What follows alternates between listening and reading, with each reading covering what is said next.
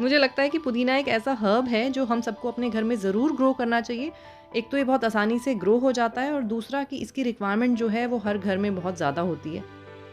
नमस्कार, स्वागत है आप सभी का मेरे चैनल में। वीडियो अगर आपको अच्छी लगे तो लाइक कीजिए, शेयर कीजिए और चैनल को सब्सक्राइब कीजिए।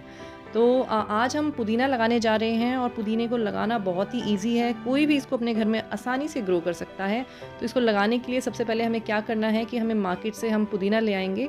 जैसे कि आप देख सकते हैं, तो ये जो बंच है इसमें से अब नेक्स्ट स्टेप क्या है कि हमें स्टेम्स चूज़ करनी है कि कौन-सी स्टेम्स हम लगाएँ और कौन-सी स्टेम्स हम ना लगाएँ। तो उसके लिए क्राइटेरिया क्या है, बहुत ही सिंपल है कि जो बहुत ही पतली स्टेम्स हैं वो आप ना लगाएँ, क्योंकि वो अपने आप को सस्टेन शायद ना कर पाएँ और फिर वो ग्रो ना करें। तो आप ये देखिए कि जो थोड़ी स्टेम्स आपको इतनी पतली ना लगें, मतलब थोड़ी-सी मोटी लगें, वही आप चूज़ करें लगाने के लिए। बहुत अगर पुरानी स्टेम आपको लग रही है तो वो भी आप ना लगाएँ। जो फ्रेश आपको लगे वही आप यूज़ करें लगाने के लिए। तो इस तरीके से मैं सिलेक्शन कर रही हूँ, जो मुझे चाहिए, जो मुझे अच्छी लग रही हैं, वो मैं एक तरफ रखती जा रही हूँ। और आपको बहुत ज़्यादा स्टेम्स लेने की ज़रूरत नहीं है, क्योंकि जब एक बार ये ग्रो करना शुरू कर देता है तो फिर ये बहुत तेज़ी से फैलने लग जाता है। तो इसलिए आपको बहुत सारी स्टेम्स लगाने की बिल्कुल भी ज़रूरत नहीं है। 7-8 स्टेम्स आप ले सकते हैं लगाने के लिए।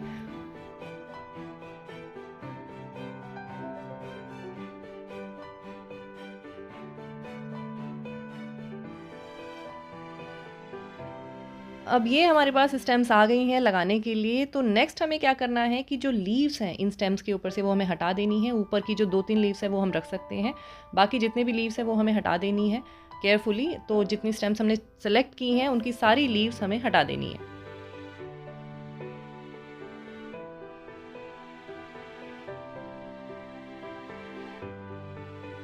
अब ये देख सकते हैं आपकी लीव्स मैंने सारी हटा दी हैं। अब जो तीसरा काम हमें करना है वो ये है कि इनकी लेंथ हमने डिसाइड करनी है कि लेंथ कितनी होनी चाहिए। तो जब आप लगाएँगे तो लेंथ जो है वो 6 से 7 इंच के लिए बहुत है, उससे ज़्यादा बड़ी नहीं होनी चाहिए।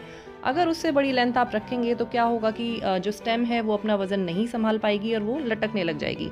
तो इसलिए जो मेरी स्टेम्स थी वो मुझे लंबी लग रही थी, तो मैंने थोड़ा-सा जो है उनको काट दिया है।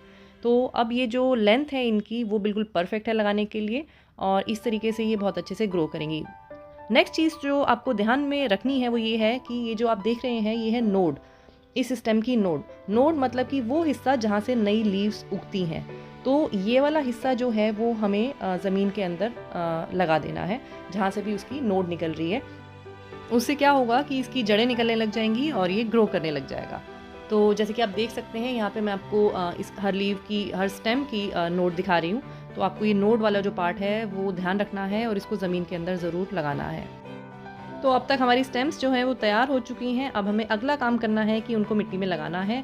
मिट्टी में लगाने के लिए जो मिट्टी की प्रिपरेशन मैंने की है वो बिल्कुल ईज़ी है। कोई फालतू के तामझाम की इसमें बिल्कुल ज़रूरत नहीं है।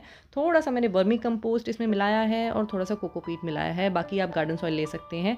कोई भी बिल्कुल प्रॉब्लम की बात नहीं है। ये बहुत अच्छे से ग्रो करेगा। और इसको मैं मिक्स कर रही हूँ अच्छे से कि जो वर्मी कंपोस्ट और कोकोपीट है वो अच्छे से मिक्स हो जाए आपस में। तो बस इसको मिक्स कर देना है और फिर हम लगाएंगे अपनी स्टेम्स। एक चीज़ जो मैं यहाँ पे ऐड करना चाहूँगी वो ये है कि सिलेक्शन ऑफ पॉट आप कैसे करें। देखिए, जो आप नॉर्मल गमला होता है ना कि जो जिसमें हम नॉर्मल प्लांट लगाते हैं, आप ऐसा गमला इसमें ना लें तो अच्छा है, क्योंकि उसका जो सरफेस एरिया होता है वो बहुत कम होता है। तो यहाँ पे आप देख सकते हैं कि मैंने जो पॉट चूज़ किया है वो थोड़ा उसका सरफेस एरिया जो है बड़ा है। इसकी गहराई हमें ज़्यादा नहीं चाहिए, क्योंकि इसकी जड़ें इतनी रूट अंदर नहीं जाते हैं मिट्टी के। बेसिकली इसको फैलने के लिए एरिया चाहिए। तो जो आप सिलेक्शन करें पॉट का वो इस तरह का हो जिसमें कि सरफेस एरिया बड़ा हो और जिसमें डेप्थ इतनी ना हो। तो जो नॉर्मल 12 बाय 12 के गमले होते हैं वो अगर हम ना लें तो इसमें बेहतर होगा, और इस तरह का हम पॉट लें जिसमें कि चौड़ाई ज़्यादा हो। तो अब आइए हम लगाते हैं। तो लगाने के लिए सिंपली क्या करना है, आपको 2 से 3 इंच के गहराई में इसको लगाना है। तो एक हाथ से मैंने कैमरा पकड़ा हुआ है तो थोड़ा-सा मुश्किल हो रहा है मेरे लिए लगाना, बट आप सिंपली ऐसे कर सकते हैं कि 2 से 3 इंच की गहराई में इसको लगाएँ। थोड़ा-थोड़ा सा स्पेस दें, मतलब 4-5 इंच का स्पेस दें एक स्टेम और दूसरी स्टेम के बीच में, और ऐसे कर के आप सारी स्टेम्स लगा सकते हैं जितनी आपने स्टेम्स यूज़ करनी है। सबसे पहले वाली जो मैंने स्टेम लगाई थी तो मुझे लग रहा है कि उसकी जो लेंथ है वो थोड़ी लंबी है। देखिए लटक रही है ये, तो मुझे लग रहा है कि इसकी लेंथ मुझे थोड़ी-सी कम करनी पड़ेगी। तो मैं इसको निकाल रही हूँ और मैं इसको 2-3 इंच इसको कट कर दूँगी और मैं इसको फिर से लगाऊँगी। तो वो जो स्टेम्स हैं वो सीधा खड़ा रहें तो ज़्यादा अच्छा है, क्योंकि उसे उनको जो है प्रॉपर ग्रो करने के लिए उनको हेल्प मिलेगी। तो मैंने उसको काट दिया है और ऐसे धीरे धीरे करके मैंने, आप देख रहे हैं कि मैंने सारी की सारी स्टेम्स जो हैं वो लगा दी हैं। लगाने के बाद आपको इनको डायरेक्ट सनलाइट में नहीं रखना है और आपको किसी शेडी एरिया में रखना है। और बस इनको लगाने के बाद हमें सिंपली पानी दे देना है और फिर हम पानी तभी दें जब हमें लगे कि थोड़ी थोड़ी सी जो आपकी ज़मीन है वो ड्राई हो रही है, तो उस हिसाब से हमें वाटरिंग करनी है। पहली बार जब आप लगाएं तो बहुत अच्छे से पानी दे दें और देखिए कि इसकी सॉइल कितनी अच्छी बनी है, जो इसका पॉटिंग मिक्स है वो कितना अच्छा है कि बिल्कुल पानी रुक नहीं रहा है, एकदम से एब्जॉर्ब हो रहा है सॉइल में। तो इसी तरह का पॉटिंग मिक्स आपको चाहिए। तो ये आपका लग गया है और उसके बाद का मैं अब आपको रिज़ल्ट दिखाने वाली हूँ कि कुछ दिनों बाद का रिज़ल्ट इसका क्या आया है।